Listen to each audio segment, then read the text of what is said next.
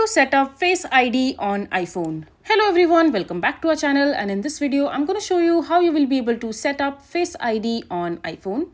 So first of all you have to do is just simply open the settings in your iPhone, and after that scroll down and click on Face ID and passcode. Just simply enter your existing passcode. And as you can see that I have already set up my Face ID in my iPhone, but if you want to add or set up another alternative appearance, just simply click on set up an alternative appearance and just simply click on get started. And over here you just simply have to position your face within the frame, and after that you have to just follow the on-screen instruction. You just have to hover your head around and just make sure that all your profiles are completely visible in the camera. And once this is done, you need to click on start and you need to click on setup, and after that just follow the on-screen instructions to set up your Face ID on your iPhone quite easily.